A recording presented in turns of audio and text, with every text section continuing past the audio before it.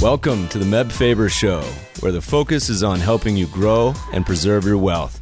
Join us as we discuss the craft of investing and uncover new and profitable ideas, all to help you grow wealthier and wiser. Better investing starts here. Meb Faber is the co-founder and chief investment officer at Cambria Investment Management. Due to industry regulations, he will not discuss any of Cambria's funds on this podcast. All opinions expressed by podcast participants are solely their own opinions and do not reflect the opinion of Cambria Investment Management or its affiliates. For more information, visit CambriaInvestments.com. These statements represent personal views of Amlan Roy as a global researcher and not those of State Street. Hey, welcome podcast listeners. We got an awesome show for you today. I met our guest at the Milken Conference over a few glasses of wine. Got to see him talk. He's the head of global macro policy and senior MD at State Street Asset Management Division. He leads the research team there focused on macro, policy, politics, retirement, demographics, all sorts of things, serving internal, external clients in over 30 countries. Prior to that, he served as head of global demographics and pensions, MD at Credit Suisse. And prior to that, he was in academia too. Welcome to the show, Dr. Amlan Roy. Thank you, Meb. It's great to be on your show, and please call me Amlan. Amlan, last time I saw you, you were pacing about a great restaurant in Los Angeles, giving a talk that I loved. So I harassed you for months until you finally agreed to join us on the show. So thank you. I'm excited that you're here. And by the time we're done, we'll probably know who wins the Wimbledon match, because it's going on concurrently. No, I expect it to be long drawn out for at least 2 or 3 hours. And first of all, my apologies. I don't think it was just me, but our schedules and the time zones, all those things interfere too. Where in the world are you right now? London. Oh, you got to go. You should be going to the match. Come on, man. State Street should be paying for that. Yeah. I'm going to Kenya tomorrow, and a very big central bank in Asia is paying for it. Good. Well, look, you are on the road way more than I am. You probably have some good frequent flyers. I think you give about 30 talks a year. So this will be old hat for you. So Amlan, I was reading one of your old papers or listening to one of your videos, and you had a great Peter Drucker quote that you mentioned where you said, "We do not pay attention to demographics, and when we do, we miss the point." So what do you think about when you're thinking about demographics, and what does the world look like you today as you travel around and give talks to all sorts of groups? What's going on in your mind? On demographics, my interpretation of Peter Drucker is that the world is now starting to look at demographics through the kind of lens that I started looking about 20 years ago. To me, demographics is demos, people, graphos, characteristics. So the etymology or the word origin of demographics alludes to people characteristics. It nowhere in the definition of the word do we have age, young people, old people.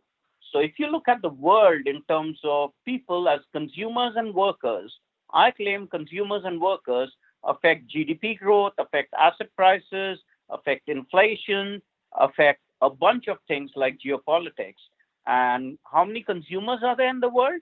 There are roughly about 7.9 billion consumers today in the world, because everybody in the world who's a person or an individual or a human being, whether it's a baby in San Francisco General Hospital or it's the oldest woman living in Okinawa, Japan, they're consuming different things. And there are a bunch of workers, something like 5.6 billion workers.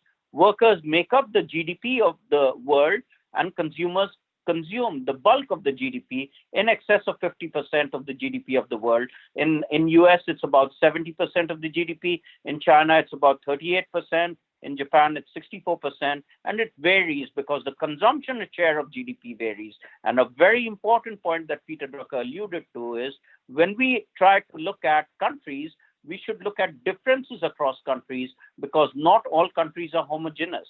The share of consumption is not the same across all countries. The share of exports and imports is not the same across all countries.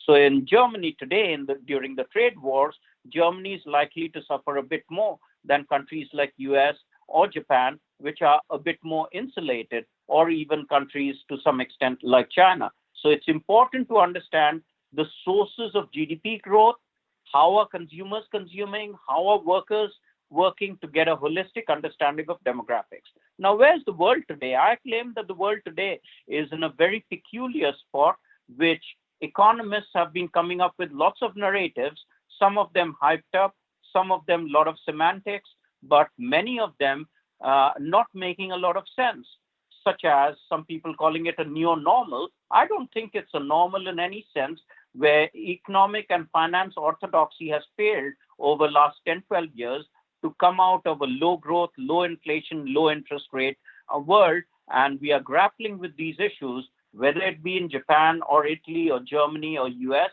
and expecting monetary policy, which is one hand to deliver what earlier two hands delivered in coordination or synchrony. So think about Muhammad Ali boxing with one hand, whereas he's used to boxing with two hands. Or Rafael Nadal, who's used to playing with both hands tennis, just having to play tennis with one hand. So that's a big handicap. Furthermore, one hand is very bruised and overused, and I call that monetary policy. Monetary policy is very ineffective in a world where we are getting very old. So that's so-called synthesis of where I see the world.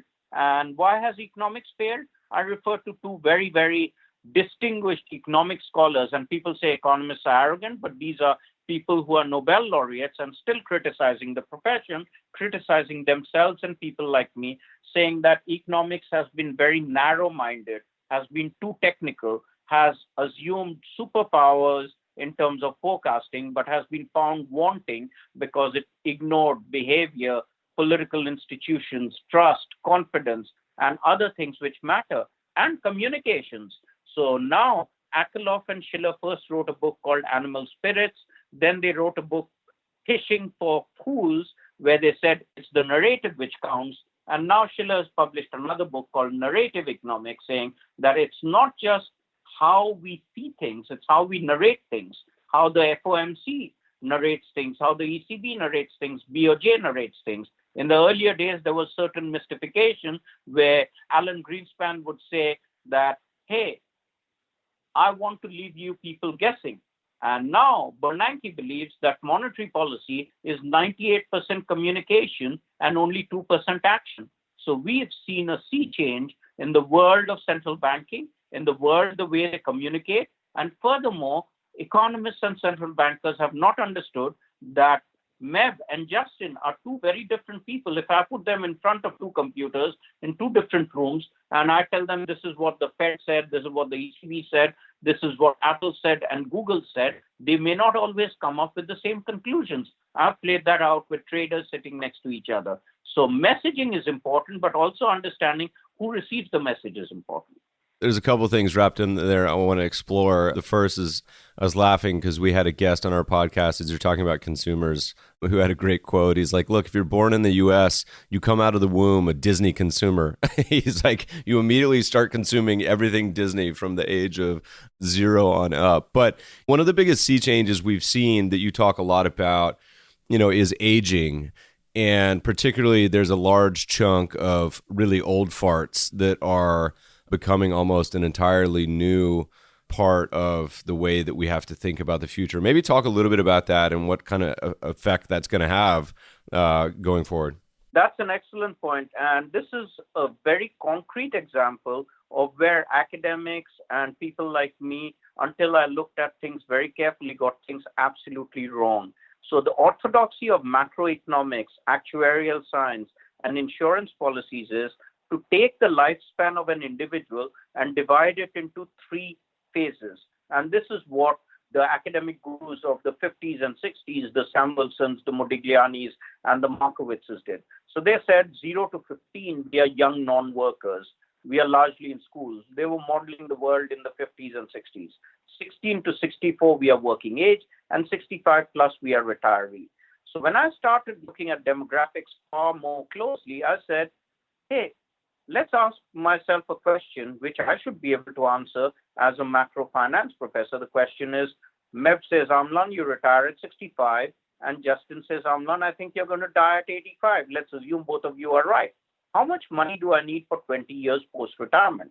Most people can't answer that question, although we think we can, because no one can predict, including the gurus in the Fed and Nobel laureates, what inflation will be next 20 years, what healthcare costs will be next 20 years, what asset returns will be next 20 years, the equity premium, the bond yields, and where will we retire? Do I retire in DeKalb, Illinois, or do I retire in Chicago?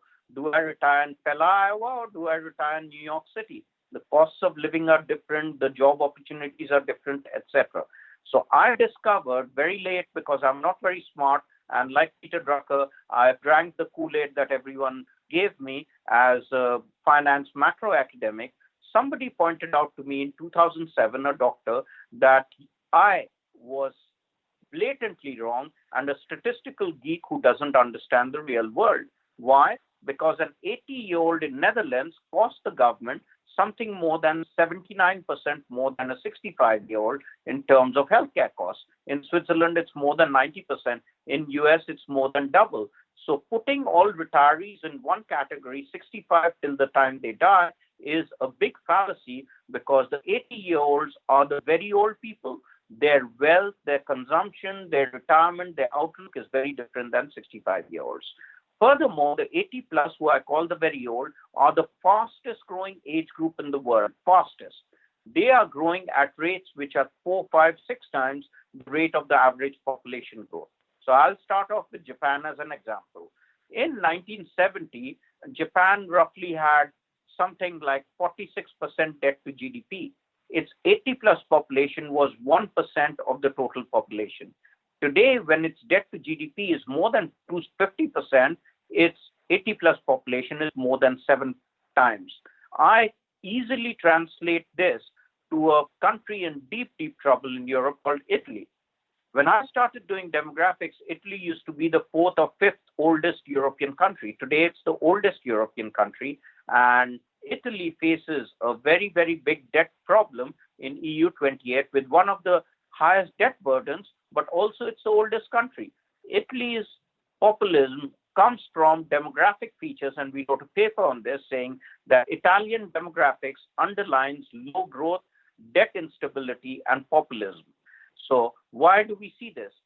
Highest youth unemployment rates in Europe in the last 30 years now belong to Italy. They used to belong to Spain just after the global financial crisis.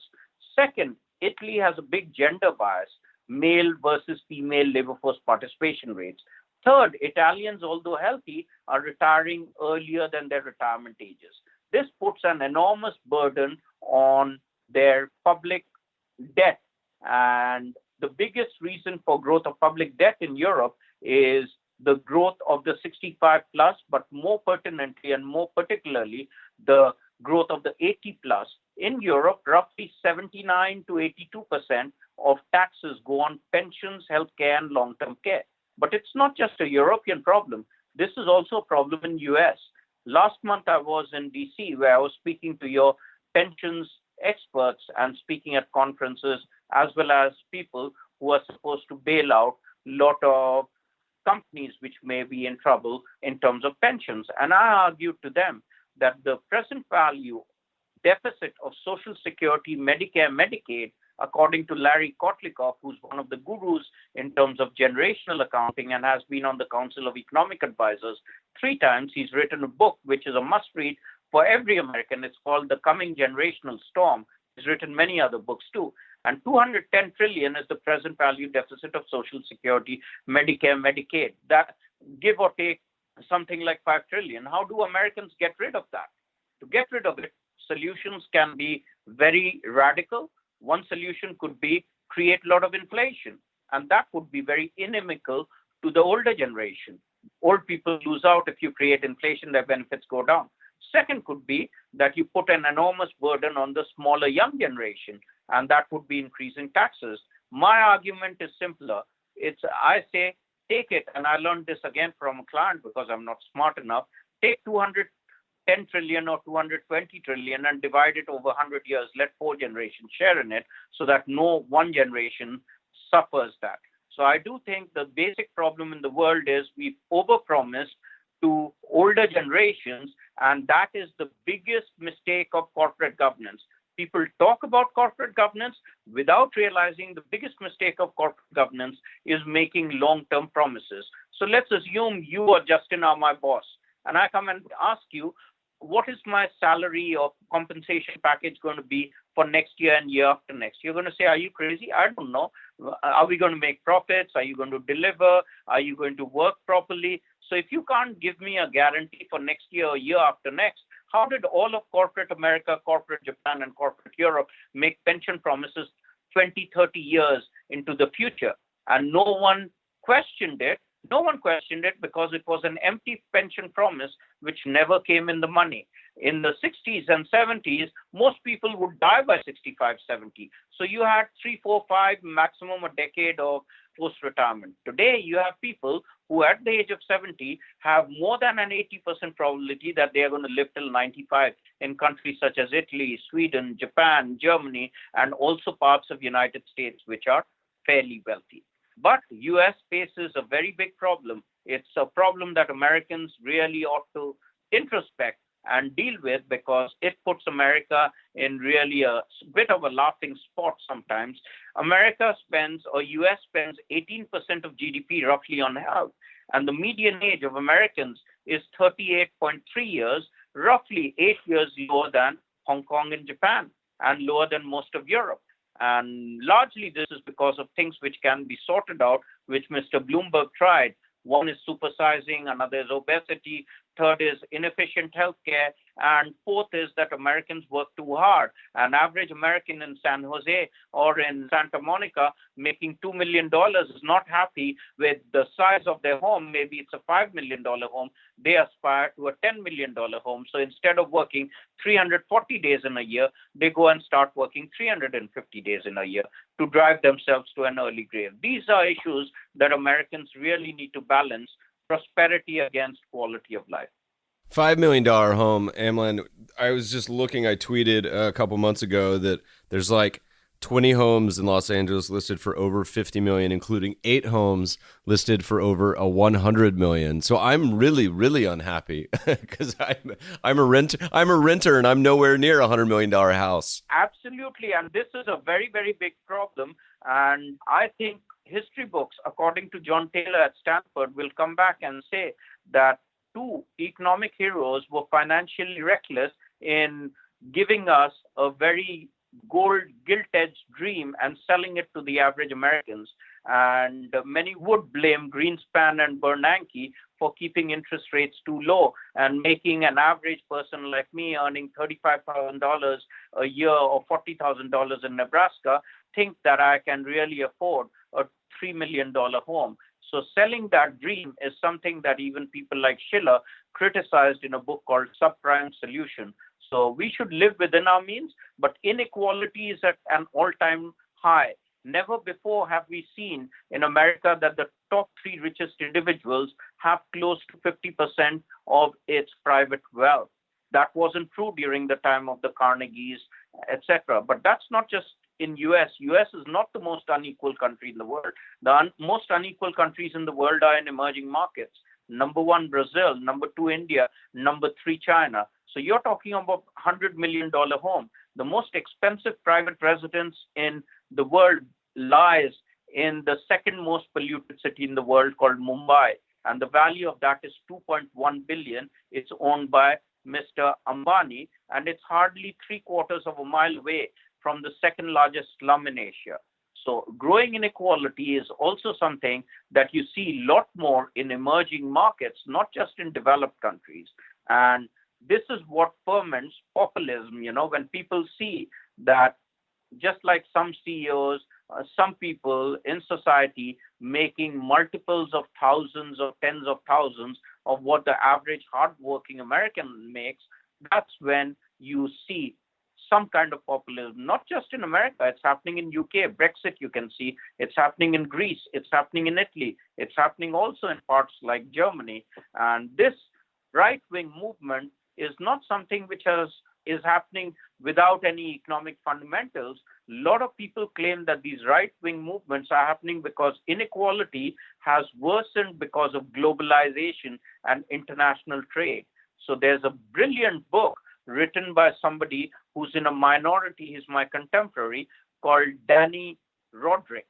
It's called Tough Talk on Trade, where he says that trade has, and this is echoing also what Joe Stiglitz said in a book called Globalization and Its Discontent, that globalization has served some countries well, like China, India, etc., but it's also disserved lots of rich countries where the average hardworking American in the Midwest or in some factory city has suffered a lot also because of globalization. So has the average German, so has the average Italian. So the backlash is not without its causes. So emerging markets have benefited. The average, median, I would say, or the interdecile between the lowest quartile, the lowest quartile and the third highest quartile. So between 25th percentile and 75th percentile, the middle class and the lower middle class is who have borne the biggest brunt. So that's why there's some sympathy for Mr. Trump to put these tariffs on. So it's not without cause.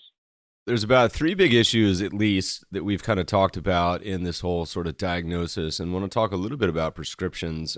One that you mentioned was, and I'm going to touch on all three and then let you roll. The first, you're talking about this new age demographic, and, is the answer, do we just give everyone who turns 90s, get them to join the Hemlock Society and say, you guys got to move on. This is, we need to make place for younger people. And then part and parcel, you also mentioned inequality. What's the answer there? Everyone's talking about wealth tax, all these other ideas. And last, of course, is politicians and companies promising the world to employees, whether it's through pensions that are just hugely chronically underfunded. We wrote an old paper called Pension Funds Investing with Their Eyes Closed and Fingers Crossed. So there's a lot of these fractures going on, not just in the US, but around the world. What are some of the things you think that are actually prescriptions that would help alleviate some of these stresses? Is it something that the system just breaks, or what do we do about it? I must do one thing which I forgot to do, because the brilliant Justin had highlighted this when I spoke to him yesterday. Please note that these comments are mine and mine only. As a free-thinking researcher, they cannot be attributed to State Street or any other institution that I belong to. Okay, so this is a conversation between you and me, and I'm passionate about a better, equal world. So I'm kind of. I feel like, Amlan, I think this qualifier means whatever you're getting ready to say is going to be really, really interesting. I feel like anytime anyone says these views are my own, it's just teeing it up for something really interesting. So let's hear it. In 2000, we wrote a document which I used to be very ashamed of. It's very radical, and it's the only document, and you have a copy of it. It's a document which has charts going back 1 million years. It was a policy prescription written along with two of my co-authors when I was in Credit Suisse. It's called the Demographic Manifesto. How should countries solve the aging problem of a growing mass of old people to be supported by a shrinking mass of young people? And we came up with, I wasn't as wise as I am, hopefully, through 2 decades of doing research on demographics, but 4 prescriptions we came up with. Number one, in a world where people are growing older, we need to abolish retirement age. The retirement age of 65 needs to be consecrated to the trash can or the rubbish bin, because 65 was the age determined by Otto von Bismarck in 1892 as the age of retirement, when life expectancy in Germany was only 46. Most people didn't live until 65. So making a pensions promise out there was akin to me saying, hey, Justin and Meb, I will give you all my wealth once I turn 200. If you're going to wait till when I turn 200, that's something, the probability and odds on that are very low. So that's the first policy prescription. Banish retirement ages, ask people to work part-time, part-year, part-week, and that would require changes in labor law, legislation, education, skills, training, because I may be an old skilled person, but somebody needs to employ me. So that could be one solution in a world where we are saying we don't have enough workers, people are too old. The second solution is, let's be fairer towards women. Women are 50% or more of the population, or right about 50%. In most of the G20, women are better educated than men at high school and college levels. Yet there's a big labor force participation gap in the top 6 countries, ranging from 20% in Japan to roughly about 9% in France. US, UK are about 10-12%. and we also pay women lower. So the second prescription was, with the use of technology, allow women to better balance work life with home life. Because the argument that women should stay at home because they have kids, they don't have kids. Let's assume that a woman graduates at age 22 from undergrad. They don't have kids for entire 45 years that they really need to handhold and enable them to go through all the, let's say, travels of life and ensure that they reach the age of 40. In most countries, which are very small and where there are policies, they allow women to better balance work life by home life by creating daycare centers, giving them subsidized childcare, by giving them tax breaks, and enabling them to also transition from when they have two kids to slowly getting back into the workplace. I'm thinking about Nordic countries as well as Netherlands, because fertility rates, number of children per woman in all those countries used to be close to 1.3 or 1.4. Now, through proactive and more conducive and, I should say, more generous policies for equality towards women, female labor force participation rates have come up, while at the same time we are seeing male labor force participation rates have gone down. So somebody could facetiously look at the data and say men are getting lazier, whereas women are working harder to make their burden felt. The third solution is selective immigration. I think most rich countries have been far too liberal on immigration and have taken in immigrants without asking basic questions. When I invite somebody to my home, let's say, who I've met on the subway or tube or at a party, I should be asking few questions. I should be asking, if they come into my house, will they come and break the TV in my house? Will they steal my beer cans and my wine from my fridge or other kinds of things? So it's always imperative for the home country to ask, how many immigrants do we need? With skills? Do we need immigrants? Do we need short-term? Do we need long-term? Can women do the jobs?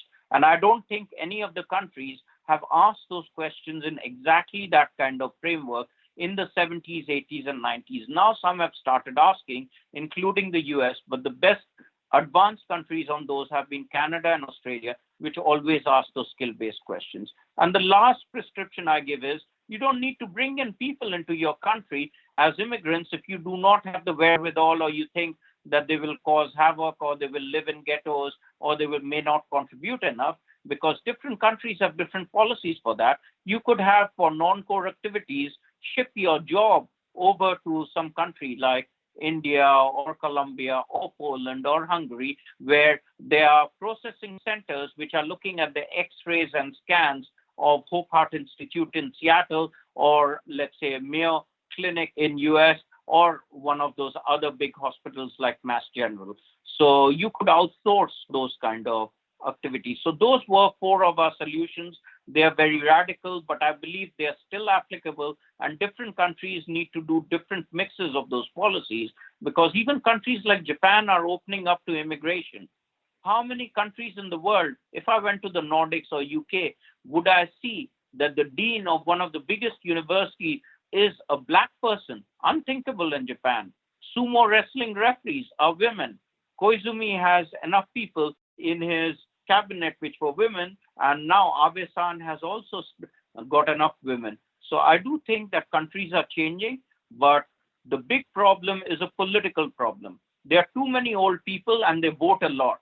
Young people don't vote. So the voting power is all with the gray-haired people who are voting to have their Social Security, Medicare, Medicaid sacrosanct, while they may have retired at 63 and they live till 90 or 95.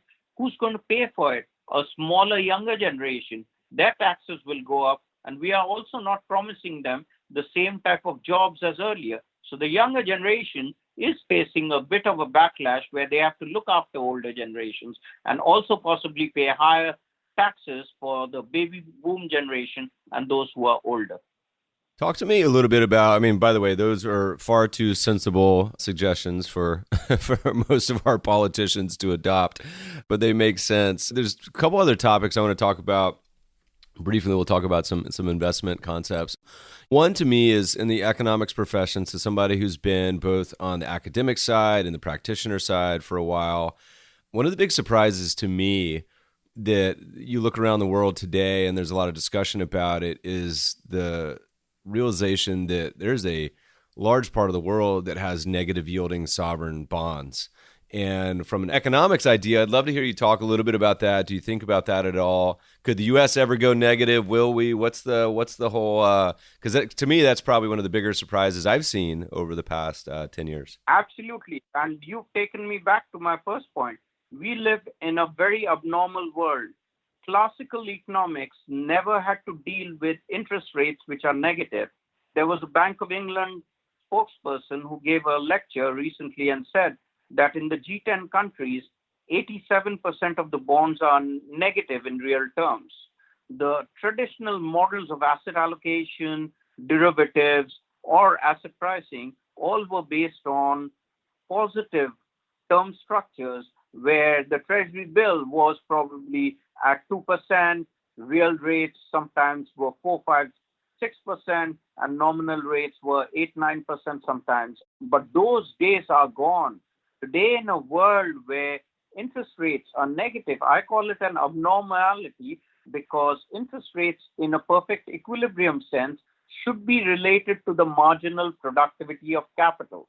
Capital in an economic sense, there are 4 factors: labor, capital, entrepreneurship, and land. So the price of land is rent, price of labor is wages, price of entrepreneurship is profits, price of capital is considered interest rate. So what does this say? This says that when Justin, and I go back to Adam Smith and Keynes and traditional economics, when Justin borrows, let's say $100 from Meb, he doesn't come and give him a $100 bill, which is torn and absolutely decrepit, which Meb would need to go into a particular branch of the Fed to exchange. So rather than giving a positive interest rate, you're giving a note which is going to cost somebody an opportunity in terms of their time. So that's like giving a negative interest rate on a loan. So negative interest rate on a loan or negative interest rates are something very unnatural. Most asset pricing models, you know why long-term capital failed? Because long-term capital in all their models only thought about positive inflation, positive interest rates, etc. If you take negative interest rates and you take negative prices, a lot of the economic models explode because they don't converge. So mathematically, a lot of the constructs that we built on pricing have been of a world where interest rates are positive. If interest rates are negative, then in an asset allocation sense, no one should be putting money towards bonds which are yielding negative interest rates. They could put in towards a safe asset, which used to be a treasury bill, with maximum zero return. But negative means I give you money and you come and punch me in the face and I suffer for lending you money. So in this kind of an environment, the notion of fixed income or government bonds needs to expand, and fixed income should include bonds which are like emerging markets, which are like high yield, which are like corporate bonds, which are like infrastructure bonds, because negative real interest rate should not be even allowed in the admissible investment opportunity set. And this takes me to one of my biggest mistakes that we as finance people made. So in the 60s, 70s, 80s, when real interest rates were 3, 4, 5% on long bonds, which are 10-year, 20-year, 15-year bonds, we built a basic theory and a paradigm where we said long-dated bonds are better matches for long-dated liabilities. And those long-dated bonds were giving you positive real returns. Today, when they're giving you negative real returns, I say do not partake or invest in those long-dated bonds. Invest in bonds which are giving you positive yields, like corporate bonds, high yield, infrastructure, but those things inherently are more risky, and therefore you will need to do better risk management with those kind of things. And we saw what happened with CDOs, CLOs, etc. I used to work in an investment bank, which was one of the largest in credit derivatives in the world. So I've seen from very close how the credit derivatives market developed and the subprime market developed and what happened to it. So on asset allocation, I claim we need to move away from a world where we had only 3 pillars: public equities, government bonds, and cash. That is what Sharpe's CAPM, Modigliani's asset allocation models, Markowitz's mean variance model, etc., were based on. Today, we need to move away from those and embrace alternatives such as hedge funds, commodities, real estate, infrastructure, private equity, because those new asset classes or new ways of investing give us positive returns. They are riskier, so we need to do better risk management. The trick out there is we don't have very good data and history on these new asset classes compared to the traditional asset classes. So that's where the science and the art of asset allocation mix. So one has to make calculated calls on how do you take real estate, private equity, hedge fund with shorter histories and mix them up with government bonds, private public equities, and cash. And on this, there's a brilliant book which every asset allocator should buy to try to understand how history of asset returns works. And it's called Triumph of the Optimists. So another title could be Stocks, Bonds, Bills, and Inflation across 17 countries for more than 112 years, written by Dimson, Marsh, and Staunton. And every year, Credit Suisse comes up with an update because after they wrote the book, they partnered with Credit Suisse to do annual updates. What that shows is that the equity premia in US, which every country took as sacrosanct because US had better data, better finance, better investments, and better finance knowledge compared to the rest of the countries. Today, the equity premium of US cannot be used as a proxy by Australian investors, Nordic investors, or Belgian investors. Yet when I entered the profession in the 80s, only US had the best data, and those were on the Chicago crisp tapes, and everyone used them. Now, other countries have developed good databases, and the bond yields, the equity premia, the stock returns are very different when you go from Germany to France to Italy. And they are very different when you go from US to Canada. So when you're looking at asset allocation on a global basis, you have to ask yourself, what type of an investor do we need to serve? What type of a portfolio do we need to hold? And is there a home country bias? You just gave my normal speech that I've been giving the last few months. That's actually my favorite investing book. We had Professor Dimson on the podcast a while back, and I tell all the listeners, I say, you should buy this book. It's expensive. It's like $100. So I say you can go get it from the library or go to your old employer's, Credit Suisse's. They do an annual update, Global Investment Returns Yearbook, and we'll post show note links to this. But if you want an entire MBA in investing, reading the last 10 years of updates is probably the best thing you could do as a series of pro level. I learned probably more from that book and series than probably any other list of publications. Absolutely, Meb. And what I'm saying is we need to upgrade today, and pardon my using an NBA analogy, the books of Graham and Dodd and the Sharpe books, etc., which came out in the 60s and 70s, or even some bits of it in the 80s. It's like NBA of the time when Larry Bird and Hakeem Olajuwon and Magic Johnson played. Today, we are in a world where you've got Kobe Bryant and the new Mr. Durants and etc. in the world, and they are playing at a level which is absolutely unfathomable, whether you look at it in terms of technology or investment. So we really need to understand the history of investments, and it's a book which I'm not recommending only because they are friends of mine. I use it in my first asset allocation lecture, whether it be for MBAs or PhDs. A similar kind of a book, which is a companion book, you could look at is Stocks for the Long Run, but that only paints the stocks picture, which is by Jeremy Siegel.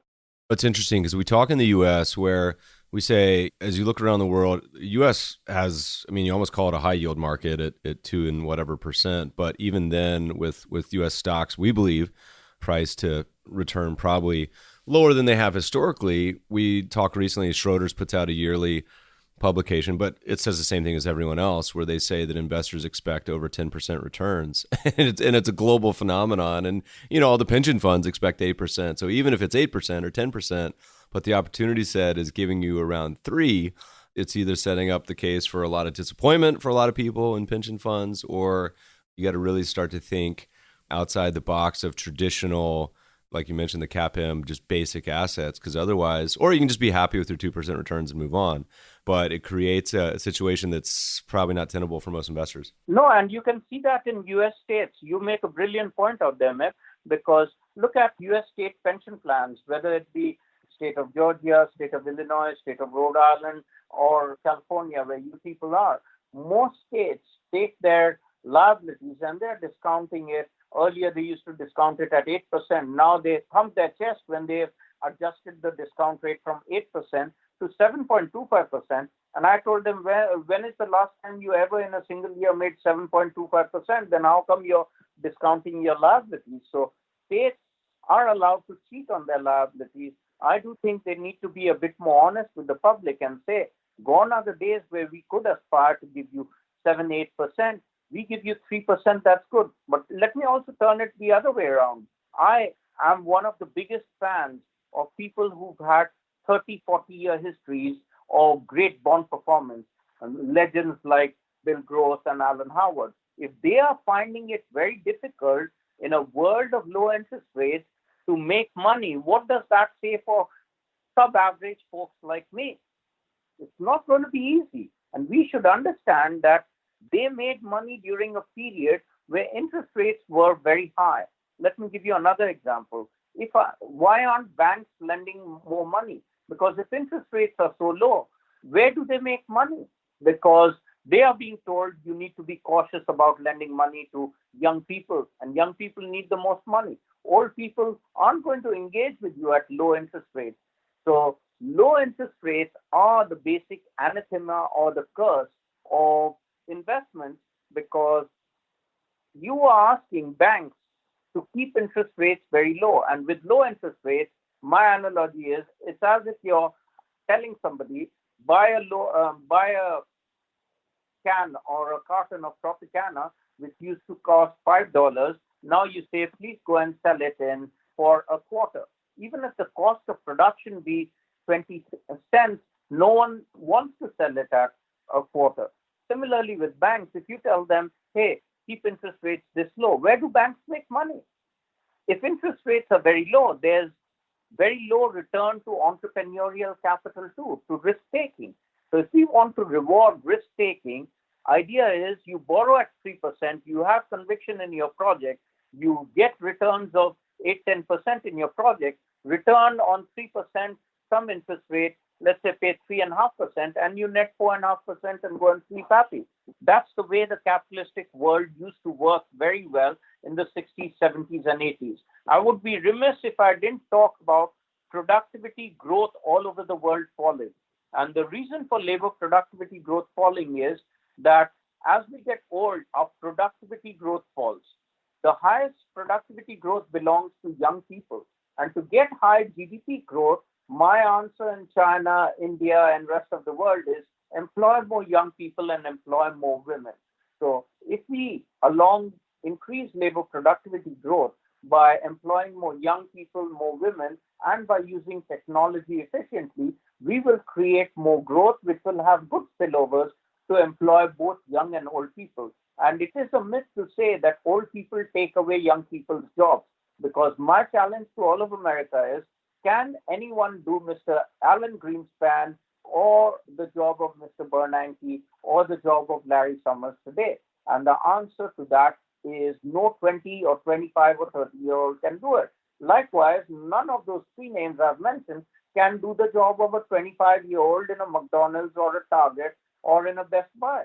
So if that be the case, I don't think old people necessarily take away young people's jobs. And that is also borne out by research from Penson's think tank, which I highly recommend every American subscribe to, or those who can sponsor should sponsor. It is outstanding. It's called Center for Retirement Research in Boston College. As we look around the world today, you're getting ready to hop on another flight. You're in London, heading where? Did you say Middle East, then Asia? I'm going to Kenya for a central banking fintech conference. And guess what? This is an Afro-Asian fintech conference. Fintech leader of the world is a country called Singapore. And their central bank organizes an annual conference, which you should go and attend. It's every November. Last year I attended as a speaker. There were 46,000 people from 115 countries. I was also on a panel with the founder of Skype, Jan Talon, who's thinking about technology to solve a lot of the problems of 10, 25 years into the future. So from Singapore, the learning, Africa wants to learn and use fintech because in Africa, a lot of these countries like Kenya, Ghana, Angola, South Africa, you can do. They are very, very advanced in terms of payment systems on phones, even in rural parts. So they want to use fintech as a basic breakthrough or a disruptor in terms of avoiding the inequality gaps. And this can be a leveler which gets young and old, men versus women, advantage versus disadvantage together. So the panel I'm speaking at is how does fintech help people in terms of micro pensions, savings, and allow for better social impact in poor countries? And what lessons can we learn from countries like Singapore and countries like Malaysia and India in terms of pensions for the African continent? Well, and Africa is interesting because it's like the exact opposite of much of the developed world as far as demographics. I think some of these countries, if you look at the population distribution, is just so young. I want to give you something very spectacular about Africa, which I might forget. And there was a rock star called Bob Geldof. When I gave a 1-hour talk, he said, "You didn't mention Africa." And I said, "Well, I've written a paper on can Africa attain its demographic dividend?" And the demographic dividend is a term which is misunderstood by most investors and politicians. Everyone tends to use it, and it is core to emerging markets growth. The demographic dividend is that when rural countries industrialized, and this happened in Asia and Latin America, to the likes of Singapore, Korea, Malaysia, and few others, where when countries industrialize, men and women move from rural to urban areas, they educate them better educated kids and a smaller population leads to higher GDP growth, but smaller population, that is GDP per capita growth. How does industrialization and stages of growth lead to higher GDP per capita growth? The impact of demographics to higher GDP per capita growth is called demographic dividend. Note, it is not GDP growth, it's GDP per capita, that is living standards growth. So I wrote a paper, why did Latin America not gain the demographic dividend yet Asia gained it? And the answer to that was inequality, corruption, poor health, and crime. So people ask me, can Africa get the demographic dividend? And to that, I wrote a paper where I said there are only two things that are in the way of Africa becoming the next Asia or even better. And number one is health. Niger and Malawi, the opposite end of the spectrum of the longest lived countries, Hong Kong and Japan, have median age 1/3 of Hong Kong and Japan at 15.2 years and 15.3 years. So a lot of people in those countries, because of political instability, coups, fighting between tribes, etc., the average male dies off by 25. And therefore, we need political stability, better quality of life, rule of law and order. That's the most important thing. And the second thing is we need better health. The biggest killer in Africa is not HIV/AIDS, it's waterborne diseases between the ages of 0 to 2, where because of poor typhoid, cholera, malaria, and those other kinds of things, infant mortality rates are high. So people think that if you have, and again, Meb, in your construction, I saw leap to what convention does, and you equated Africa's youth to demographics. Remember, youth is not about demographics. I repeat, demographics is not about age alone. It is about other features beyond age also. Gender affects consumption and work. So does education. So does family background. So does where you grow up. So age is just one statistic as a consumer or worker. So I go and tell the governments of India, China, Africa, just because you have millions of young people, that does not automatically engender a demographic dividend. To get a demographic dividend, you need progress in terms of policies on education, health, labor, political institutions, democracy, all coming together. However, I will caveat it by saying that sometimes in the poorest of countries, democracy is not the best functioning. When you're hungriest, That's not the time that you need to tell somebody when I'm on the starvation queue that, Amlan, you need to recycle something. It's after I've managed to have a glass of water, breathe some clean air, and have a belly full of food that I can think about those things.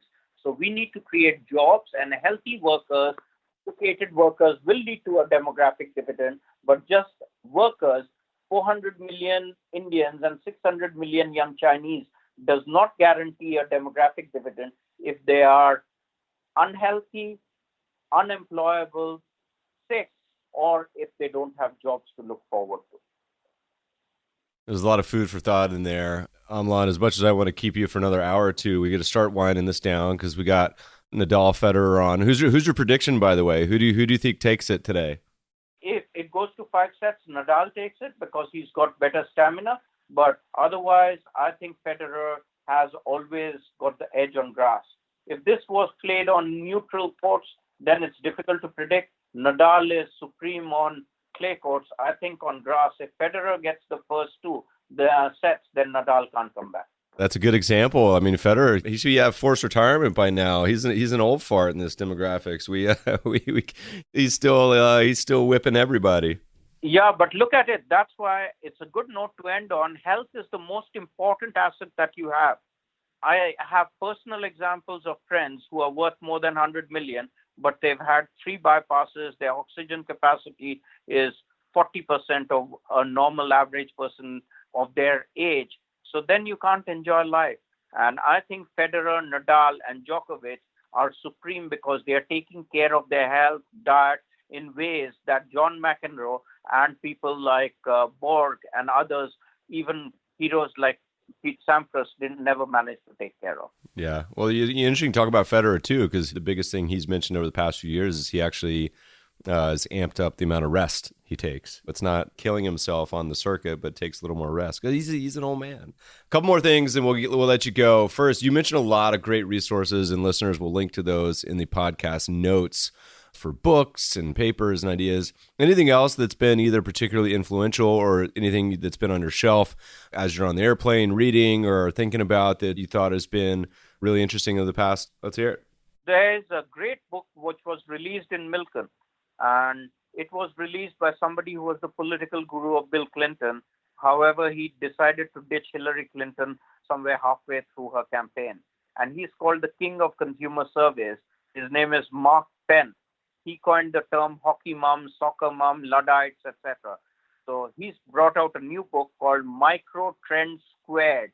And if you can internalize Micro Trends Squared, and I recommend everyone buy that book because that would be the biggest insight I can give you on stock picking, other than giving you quant models, which I know a bit, but I don't do regularly. It's a fascinating read into changing society, and it goes hand in hand with a more technical book. So if you want to be pedantic, scholastic, and more technical, read a book written by the guru of international affairs. Kissinger calls him unparalleled.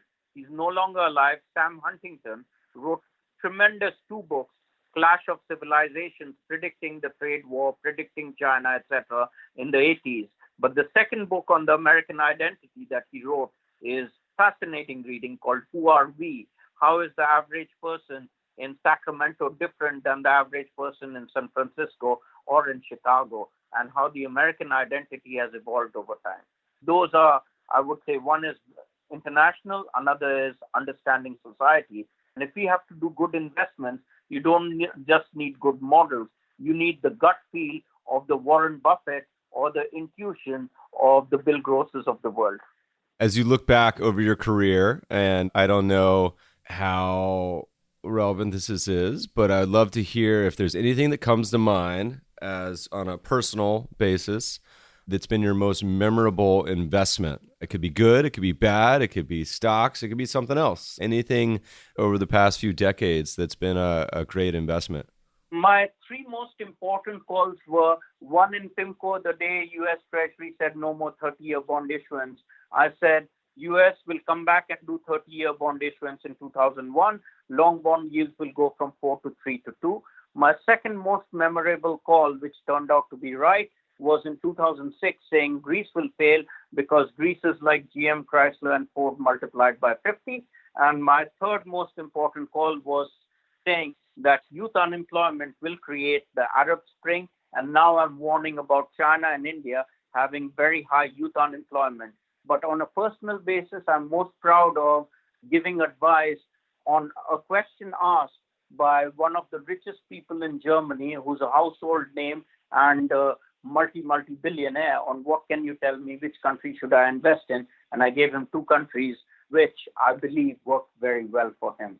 What didn't work for me also, I must be honest and tell you, is sometimes you get taken to a pension fund in deep trouble. They need emergency surgery. And I'm a person who's kind of like a good medical professor.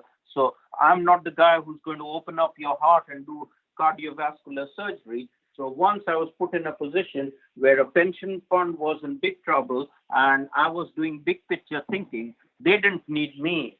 That was my worst meeting. What they should have at that time used is the best derivative salesperson to help them protect their portfolios.